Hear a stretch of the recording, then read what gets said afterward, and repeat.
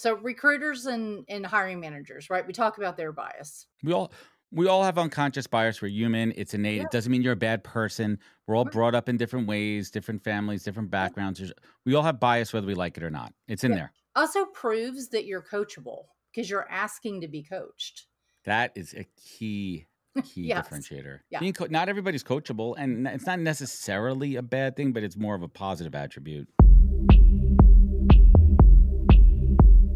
Welcome to the podcast, where we introduce you to incredible humans who share their journeys with the mission to inspire you to harness your own inner tenacity to drive your life and career forward. And now, your host, Adam Posner.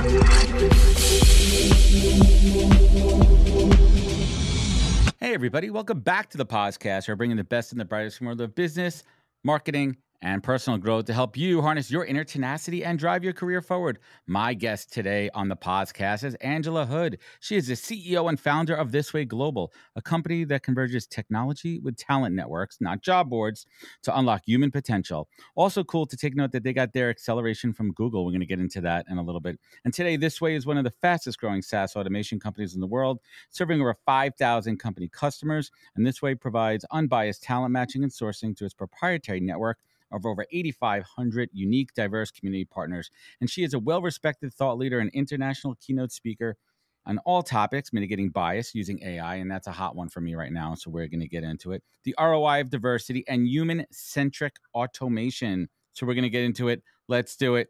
Angela, welcome to the podcast. Thank you so much. Lovely to be here. Great to see you. Thank you so much for joining us here. Big fan of having you. And Sully, where's Sully? Sully, we moved out. Sully is the official sponsored dog of our HR morning show and from Purple Acorn. And Sully, we don't want Sully barking. So we're going to kindly ask. Sully's not in trouble. But we're going to ask Sully that's right. He's not in trouble. Not He is in going to trouble. get flat ears, though, because I won't let him be on. Oh, no. Angela, I know a bit about ThisWay from our relationship with the HR morning show, but I really didn't know you or your background too much until I really started to dig in. And pretty interesting journey yourself in your career and as an entrepreneur. So I'd love to just share a little bit of background. I always start with understanding what folks' parents did for a living. And if you don't mind sharing where you came from, your origin story. What did your parents do for a living? I think a lot of my origin actually is from the generation in front of my parents. There was a lot of entrepreneurs in my family. I think I was about 10 or 12 before I realized not everyone has their own company. It's just not the thing that everyone does. So my grandfather started a company called Duracraft Boats. It's a boat manufacturing company. And then I had a great uncle that owned a chain of convenience stores all throughout Tennessee. Wow. And those two men both had a big impact on how I thought about entrepreneurship. And I think it had led to a lot of like why I was just like, yeah, I would start a company. Of course, that's what you do. My dad was a jeweler and my mom worked at a maxillofacial surgeon's office. I think that's pretty unique. I think that's the exception, not a rule. I think generally speaking in the United States, most people's parents, or if you're a certain age, they worked the 9 to 5. They worked in corporate America, blue collar America, in different jobs. So having a family that's enriched in entrepreneurship is pretty unique. Do you remember one of those early lessons learned from watching your family, watching your grandfather and your dad as business owners? Oh, yeah. They were teaching me lessons constantly.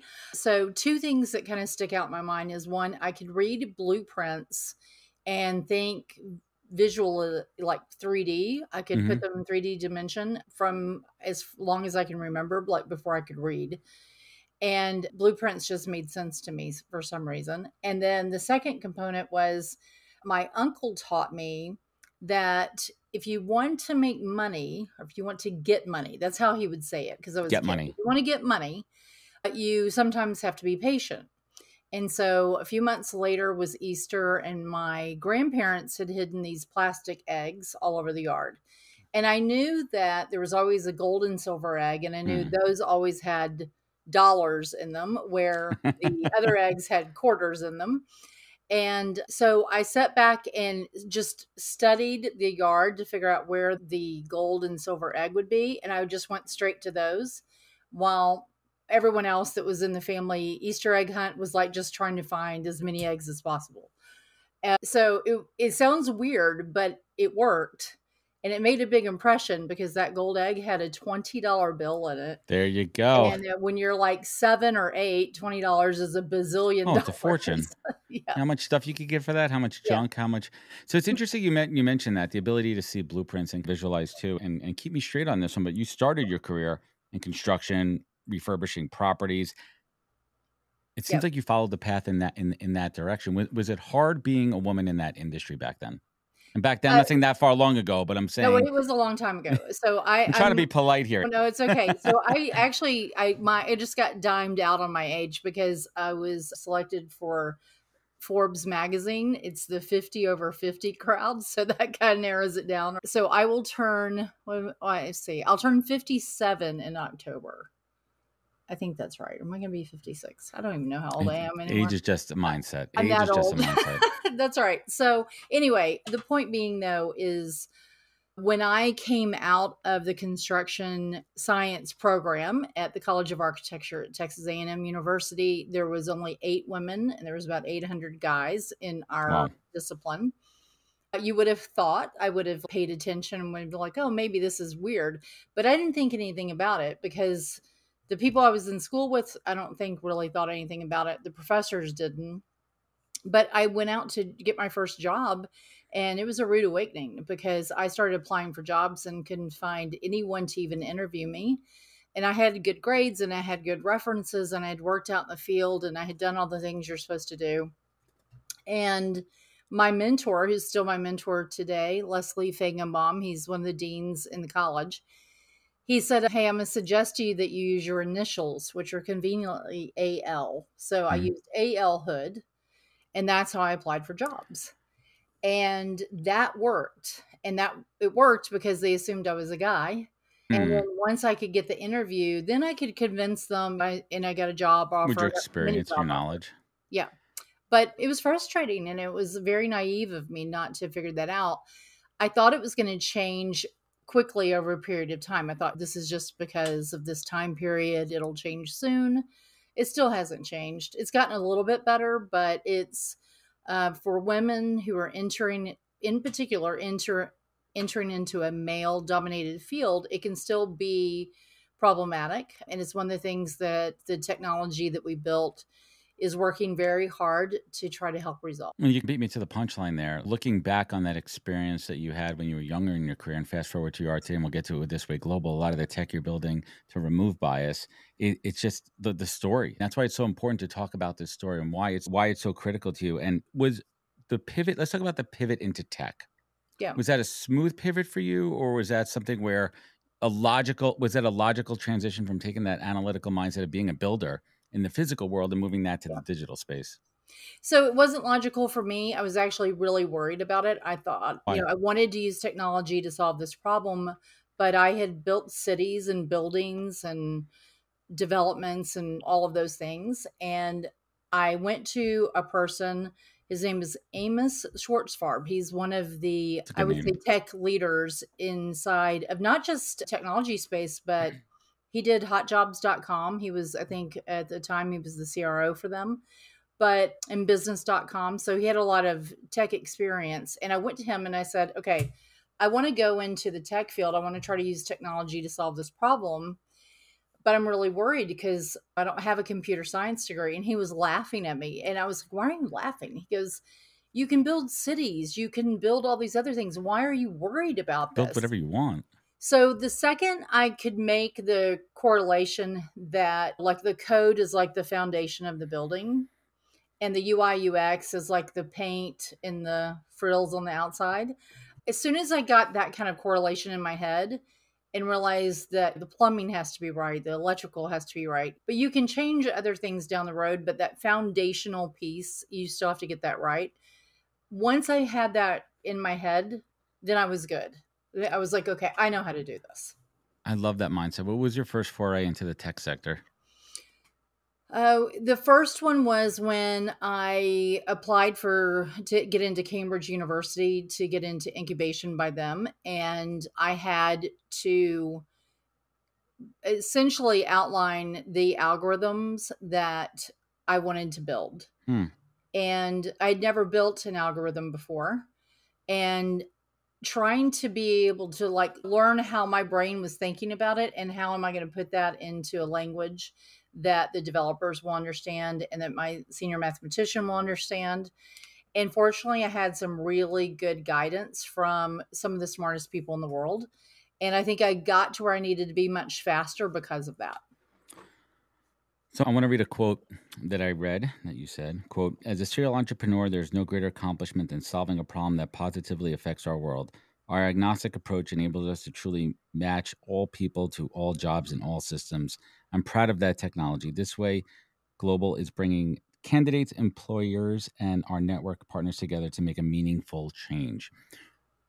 When did the light bulb go off saying that this was a space that needed innovation and you and the team are the right folks to build this? I think it started by the fact that we had the right intention around it. We were not tackling it from HR tech is an enormous total addressable market. It's huge.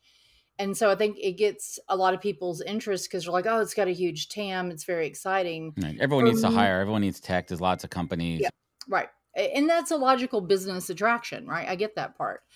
But for me, it was like, wait a second. The most important thing for a family is that family can put a roof over their head and food on their table. The most important thing for a company is that they have the right talent to do whatever it is that they need to have happen.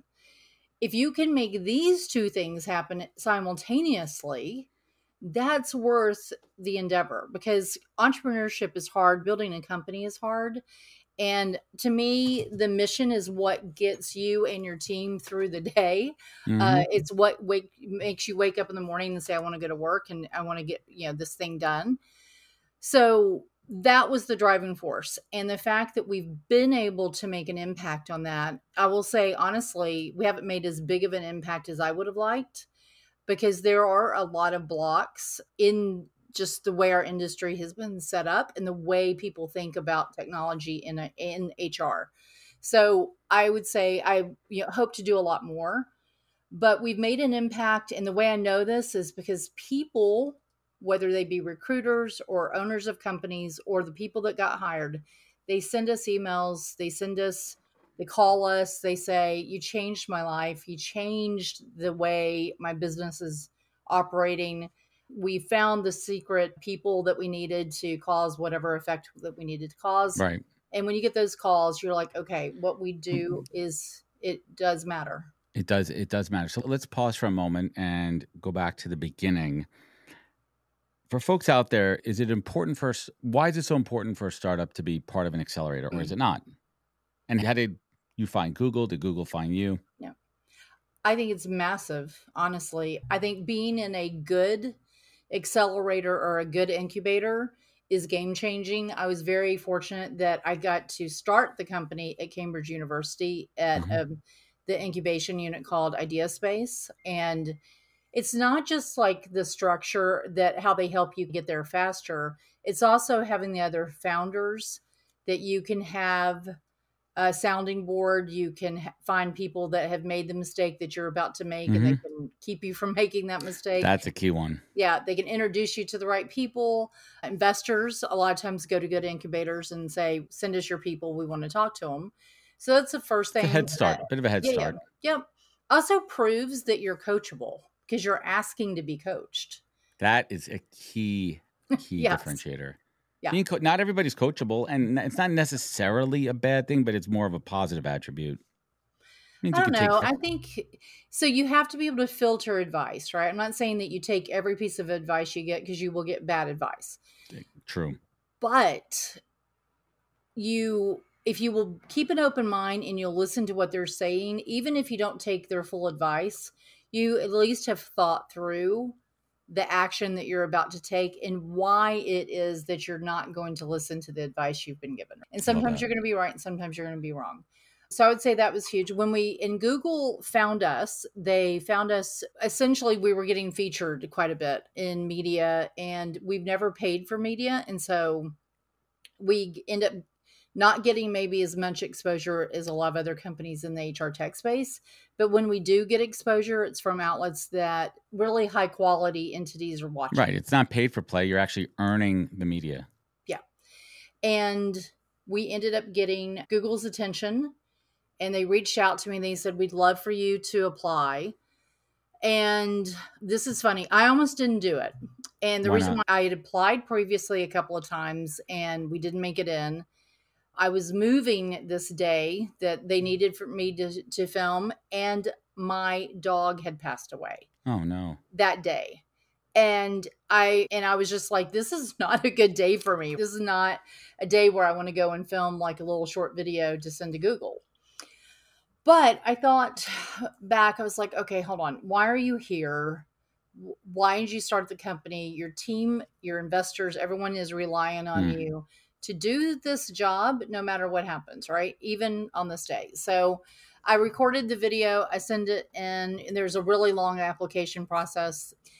And when I got the call and they said, we're accepting you, and there's only 12 companies a year that get this privilege. And so when they said, you're one of the 12, I was like, oh my gosh. Okay. I'm so glad that even in that moment, I was really upset that day that I did it. And then when I met the other 11 founders, that's actually the thing that caused me to go, I'm so glad I did this, because the other 11 founders were so incredible. And I never would have met them ever had I not done this. And Google was exceptional as an accelerator, but it was the other founders and the other teams. And support. Yeah. And we still all learning talk to together. each other. Yeah. We're like a new pack of, companies. I don't know. It goes back to my one of my earlier questions. You're starting this company. What was one of those hard lessons learned the hard way early on when you were building? That it was really hard for me to stomach that when I would go in and talk to investors about investing in the company, they would almost always ask me within the first two questions, how do you think you're going to be able to do this as a woman? Or do you, really? Do you really? Yeah. Oh yeah. And they would automatically, it still happens today. If I walk in with a COO or my CTO or chief innovation officer or whatever, if I walk into a space and they don't already know me, they all assume that the male that I'm with is the founder of the company. When are we going to get over this bias? I don't know, but it's going to be a while. And I'll tell you that. It's unbelievable that in the year 2024, the stats are crazy. The stats are still high on the disparity in funding between male and female and non-binary founders. It's absolutely unbelievable. It's 2024, people. Yeah. Like when the hell are we going to get over this? So for anybody out there, let's level set for a moment. I know I did it in the intro a little bit, but what is ThisWay Global? How would you explain to my mom? Okay, yeah, I'll tell you. So we're an AI company, which kind of freaks people out because they're like, what is we'll get to that in a minute. Yeah. We're not a generative AI company. So we're not a competitor to something like an open AI. We're not that. We focus on using algorithms to remove bias in lots of different ways. So the way that... Yeah, let's get into that. Yeah, that's a hot topic for me. Yeah, the most known for, I would say, because we started in the HR tech space, is everyone thinks, okay, you match people to jobs, got it. A lot of people do that. The thing that we do, though, is we remove the bias in multiple different places. And one of the places that we remove the bias is in the candidate's brain. So we let's unpack that. Let's unpack that a little bit. Yeah. So recruiters and hiring managers, right? We talk about their bias. We all have unconscious bias. We're human. It's innate. Yeah. It doesn't mean you're a bad person. We're all brought up in different ways, different families, different backgrounds. We all have bias, whether we like it or not. It's in there. It's a survival instinct. It's not discrimination. And not everyone is. It doesn't mean you're not. You're racist. That's not exactly what it means. No. I have it and I hate it, but I have it, right? And I do nothing but this, right? When I still have bias. But the thing that candidates do, so the more you apply for a job or jobs and you don't get the response, or you don't get any response, or you don't get any job, you start thinking there's something wrong with you. Like you're positive. Like eventually you're like, something's wrong with me. I'm not good, whatever. You don't think about the market, and you don't think maybe you're not doing something right. But Here's the thing that happens. The more diverse you are, and the stats prove this, right? The more diverse you are, so you could be a veteran, you could be a certain ethnicity that someone can see you and figure that out. Or You by could be name. female, you could be from a socioeconomic zip code that the recruiter doesn't like. It goes on and on, right? There's 188 well-known biases in recruitment. But you as an individual will start applying or not applying for jobs based off of what you think is going to happen. So you think that X company you don't like, or that they won't like you. So you just don't apply, period, right? You've now disqualified yourself before you ever even applied. You will also, the more diverse you are, the more qualified you feel like that you need to be. Essentially, you need to be well overqualified before you will apply for a job. That's interesting. So here's what happens. So you apply for a job that you're well overqualified for. You don't get the job because the recruiter and hiring manager are looking at you going, not too overqualified. And so you never hear anything back, or you don't get the job. And so then you make the decision to be applying for jobs that you're like 150% qualified for. Yeah, overqualified. And now you just cause yourself to not ever get a job because of your own bias. So one of the things our system does is it looks at what you've applied for, but it also looks at every other open job in that company that you have applied to. And it tells the recruiters and hiring managers that this person applied for this job, but they're also qualified for these other 3 jobs. It gives an increased opportunity for you, and it also increases the opportunity to get someone in the seat that you really should be in on the company side. So it's just one of the features, but it's a really important one. Hey everybody, I want to talk about a product and platform that I absolutely love, and our latest sponsor, Interseller, the prospecting and outreach platform of choice for recruiters and sellers. Whether you're doubling down on business development or recruiting talent, Interseller does all the heavy lifting of finding contact data, automating the email and follow-up process, and syncs all that rich data into 20 plus CRM and ATS platforms. Reach out now and get going on a 2-week free trial and let them know you heard about it from Adam on the podcast today. Check out the link on the website. Appreciate it. It sounds odd. Listen, I'm in the trenches, full desk recruiter. You're speaking my love language, and I say that relatively speaking, but I understand what you're saying. Right. And why are we talking about this more in public from a candidate perspective? Of you might be, your biases as a candidate might be hindering your job search. Why are we not seeing this all over LinkedIn more or any of the other publications? I will tell you that most people don't believe it's a real thing. Most people think it's an outlier. We know for a fact it's somewhere around 63% of the people that are actively looking for a job are having this hinder them in their search.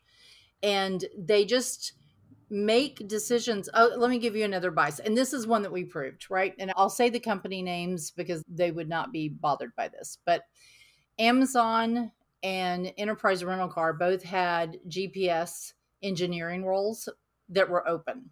Okay. And they both were open in Reading, England, within about a mile of each other. So same central location.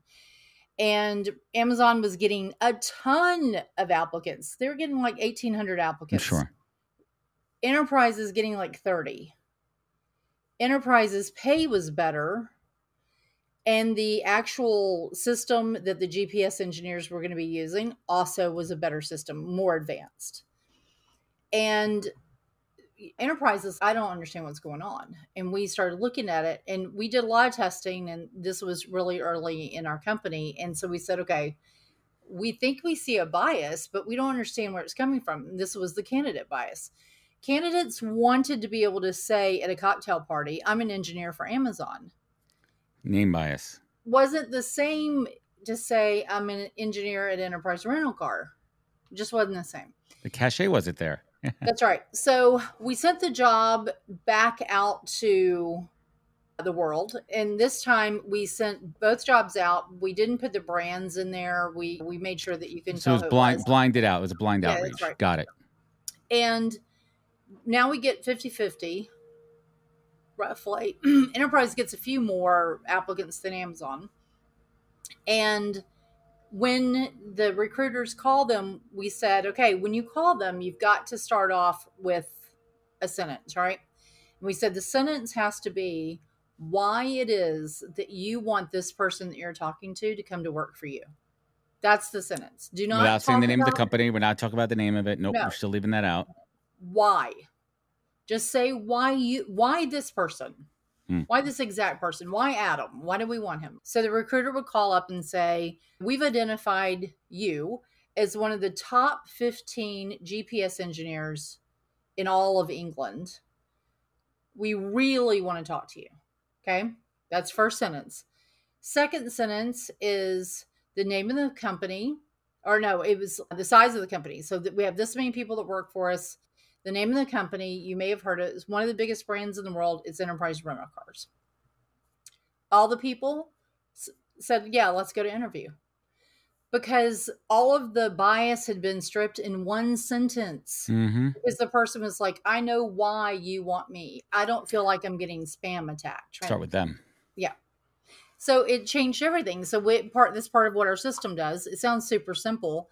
It is not simple to do technologically, and it's also not simple to understand all the nuances of this. There's a bunch around it, but it's really important, and it changes the trajectory of people's lives. I'm just processing this right now. This is major because people also have our own unconscious biases. We also have self-fulfilling prophecies that I think also, and I think we also negative self-talk, talking our way out of things. I'm not good enough for this role. This role's not good enough for me, one way or another, different extremes of that. So utilizing the tech on the candidate side, and we talked about a little bit on the employer side. So at a high level, where has been your biggest aha moment with the AI technology? And not getting too technical for the folks out there, but where do you say, wow, we didn't know we could do this, and now we're going to scale it even bigger and better? So I'll say what I could do, let's say 8 or 10 years ago, that would take me a year, I can do in a few days now. Like that's how the processing of actual technology is. I can see, and this is where the inferencing it comes up, but I can see things more clearly faster because our learning is happening faster. Yeah, the speed is... That's right. Yeah. The speed really does matter. I will say what hasn't changed is this mindset of, and this, I'm pretty transparent about this because I find it very frustrating, is that a lot of times recruiters and hiring managers bring in a bias that they believe is true about another one. So a recruiter will say, my hiring manager does not like to talk to women. So I'm going to not send them women. I'm just going to send them men. Because they're worried about their own success metrics. Yes. Now, what happens is in these situations when we've gotten to know a company really well, we will say to the hiring manager, hey, we've heard this. Is that true? And oftentimes they will say, I did have a problem with this one role, and this is why. And I don't have a problem with the other roles, but on that one role, I'm uncomfortable having women there because we've had problems before or whatever. So we deal with that. But what we really find out usually is one circumstance is causing everyone else in the company to believe that's a no-go for that hiring manager. It's a waterfall effect. Yeah. And so now what you have is you've got these compounding effects over one thing that happened. And a lot of times it will be years ago. It will be like 3 years ago this thing happened. And it wasn't even a thing. It was just blown out of proportion by some kind of bias where you're like, I don't want to rock the boat. I don't want to upset somebody. It's unbelievable. That's not even true anymore, what you're talking about. That person's not even here. Yep. But it happens all the time. But like this is a normal... Like the company only likes to hire from Ivy League schools. That's just like an urban legend within that company. If you look at it's... No. Okay. So I'm going to tell you about that exact bias. This is one of the funniest. So we hear this a lot. We only like to hire from Ivy League schools. Top schools. Yeah. So what we say is, please make the list of all Ivy League schools right now. Now, what most people will do is they will make a list of Ivy League schools. They'll name 8 or 10. That's about as far as they can get.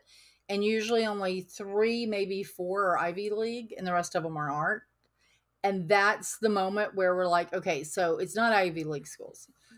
That's not. Yeah, you don't even know what the Ivy League schools are. That's right. So it's not. Stanford is not an Ivy League. That's right. Yeah. East Coast. Right. Yes. And this happens over and over again. And again, it's just a bias. So we call that one is actually knowledge bias. It's where you think that something that you don't actually know, and you're making decisions based around that piece of information that isn't even accurate. But it happens all the time. We don't do this anymore, but when we used to do workshops, this was when we were smaller and they would be in person. So this was like 2018. And this exercise is one of the first ones we did. We've only had one person, and we've done this in front of about 1,200 people. We've had one person that everyone they listed was actually an Ivy League school. It's because they used to be a professor at one of the Ivy Leagues. So they knew. They were in.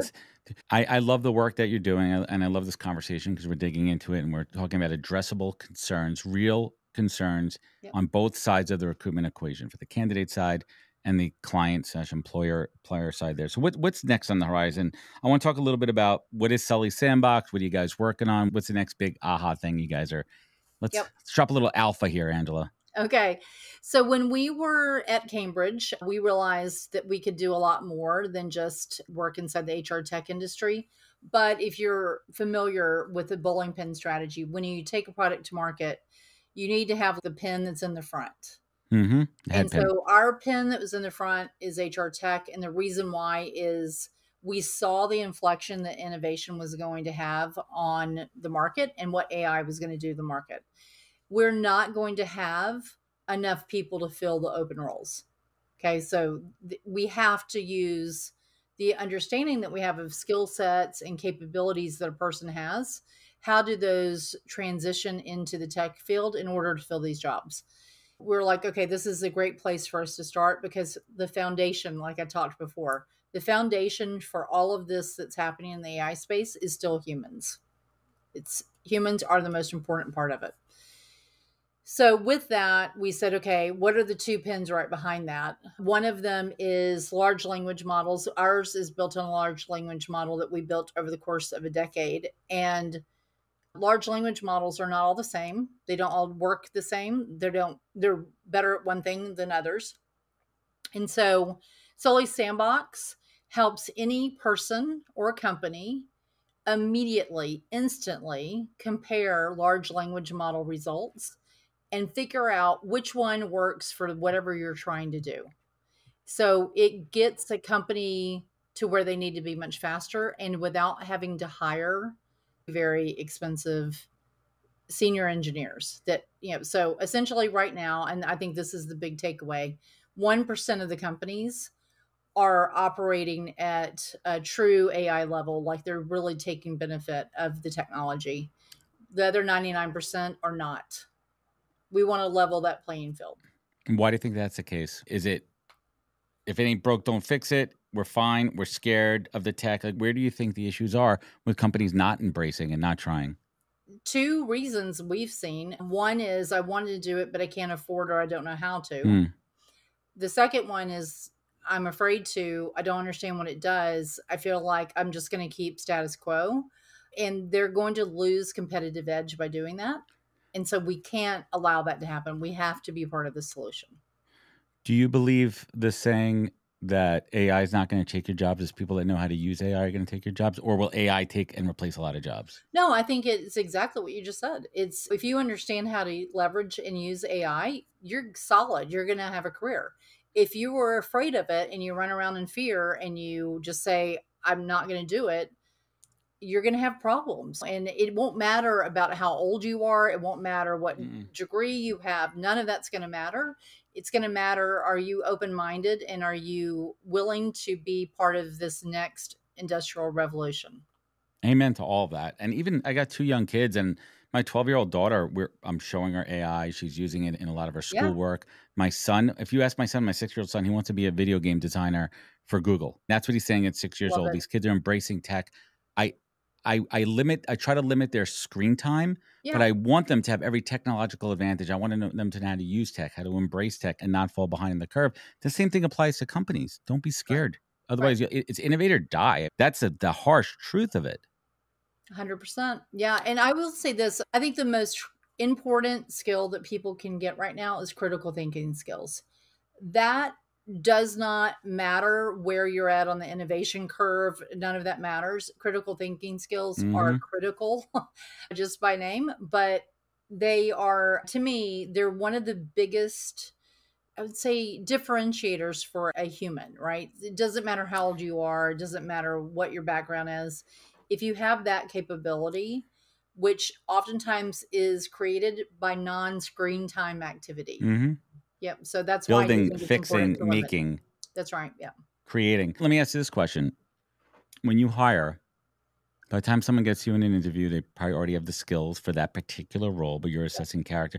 But how do you assess? What are some of those questions to assess if they are a critical thinker? Because I'm reading between the lines, and it seems like that's a critical skill to have to work at ThisWay Global in certain It roles, is. most roles. So I'll tell you the number one thing is grit / perseverance. That is the number one / resilience. So it gets all bucketed into the same thing, but it's the ability to get knocked over and just pop back up again and understand that you just experienced something. Maybe you failed at whatever experiment was that you were trying to do, but get learning from that and make that learning part of the corpus of how you do the rest of your work. That to me is the most important thing. That is what I'm looking for is, are you resilient? Do you have grit? Everything else, honestly, everything else can be taught. But having that resilience part of your just core person who you are, that I cannot teach. I got to tell you, this is going to come as no surprise to you. I would say out of my 400 guests, and let's just say 150 to 200 are leaders, decision makers within the organization. I ask a similar question. 99% of them are some variation of that exact answer. Yeah, so everyone out there listening, this is the truth. This isn't some clickbaity guru thing on LinkedIn. This is the actual truth. Real world, grit, perseverance, resilience, and that comes from hard work, getting back up and understanding that failure doesn't mean you're a failure. Yeah. It means you have to learn from that. So, Angela, what's keeping you up at night these days as a business owner? I think that it's maybe a little bit unusual, maybe different from other people. We are in a role, and we're going to be making some announcements over the next 30 to 45 days that will just explain really how much of this is important. But we're in a place right now where we're able to make innovation happen, and we're able to help things like companies or organizations that want like organ donors to be able to get organs, like that match to happen. Those kinds of things, we're at a point where we're able to play a role in that. And these are problems that have been lingering for decades. And the thing that's holding that back is computational power. And there's some bias things that are around that as well. Being able to strip those out and make the computation faster. Knowing that I have the ability through the work of my team and the expertise that my team brings to bear, knowing that we can have an impact on that is both an honor and a stressor, because we can't screw that up, right? All of the things that we're touching right now are too important. And I'm aware that I have to be a servant leader in this moment. And sometimes it's hard to know exactly what you're supposed to be doing. Heavy is the crown. So, Angela, let's bring it home here. This is my masterclass over almost 400 episodes. And I'd love to ask, what is the single greatest piece of advice that you have received that you take action on daily? To trust my gut. Simple as that. It's hard to do, though. I'll tell you, it is hard because sometimes the gut question tells you some things you don't want to hear. No, and that's the hardest part. But if you think about the history that's in the gut over the years, yeah. I think when it steered you, when you went against the gut, it steered you wrong. Maybe when you, it could go in a lot of directions here. So, Angela, I love what you and the team are building at ThisWay Global. It's a tremendous product. It's fantastic. The innovations you guys are creating there. We're going to link it up at the end here. But last but not least, you have had tremendous success in your career. You've had your share of failures and lessons learned along the way. So at this stage of your life and this stage of your career, Angela Hood, how do you define success? That's great. I will tell you, honestly, I continue to tweak that. I find that, and this probably drives my team crazy, I tend to move my own goalpost. So I'll be approaching where if you had said to me 3 years ago, you're going to be at this point. And when I realized, to the point where I was just describing about with the organ donor matching and stuff, right? When you realize that you have the capability to be part of that solution, how can you not stretch for more? And so that, I would say, I don't really have an answer. And it's just because I think we are just now hitting our stride as a company, and my team deserves to have their professional success moments as well. And so I sit down and talk to them. I'm like, do we want to go for this? And when they say yes, then I'm like, okay, we go, and we go all in. There's no holding back. So I almost feel like I haven't found yet what success is. We're still reaching for it. I love it. I love that approach. Angela, I want to thank you so much for joining us here on the podcast. Thank you for our partnership. Thank you for our support. Everyone, definitely check out the HR Boarding Show. Check out Sully's Sandbox for AI Trust Guild. Check it out. It's Sully, SULYS, sandbox.com. Check it out to register. Please check out ThisWay Global, and check out Angela's book, Hack Recruiting. We didn't even get into that, but it's certainly... No, it's not my book. I'm in the book. But she's in the book. Sorry, she's in the book. Yeah. Angela, where else could folks find you? Where could they connect? Where could they learn more? So I would love for people to reach out on LinkedIn. It's where I find that I can connect the easiest with people. I'm not a huge social media person, but I do operate on in and out of LinkedIn. And I would love for you, if you need a speaker at one of your events or something, do reach out. I spoke in front of about 500,000 people last year. And nice. After the talks is one of the best part, because that's where I get to meet the people in the audience. It's incredible. Where are you next? Where are you going to be on the road this fall? Yeah. So in October, I'm all over the place. I think I'm going to be at Gardner on October 22nd. It looks like we're going to have a big announcement there. That's in Orlando. And we've got a couple of other things we haven't announced just yet, but stand by. We always announce them on LinkedIn too. It's an easy way to find out. It's the place to be. Angela Hood, I want to thank you so much for joining us. Everyone, check out ThisWay Global. And you know where to find out more at thepodcast.com. Follow us on social media at NHP Talent. If this show meant something to you, leave a review, rating. Goes a long way. Please, sharing means caring. Remember, be good to yourself, be better to others, and catch us next week for another great episode of the podcast. Take care, everybody. Wisdom is forever, but for us, it's time to go. Thank you for joining us. Luckily, we'll be back with our next episode soon, jam-packed with more incredible humans. Thank you for listening, subscribing, and sharing. To join the conversation, search the podcast on LinkedIn. And to catch up on past episodes and more info, please visit www.thepodcast.com.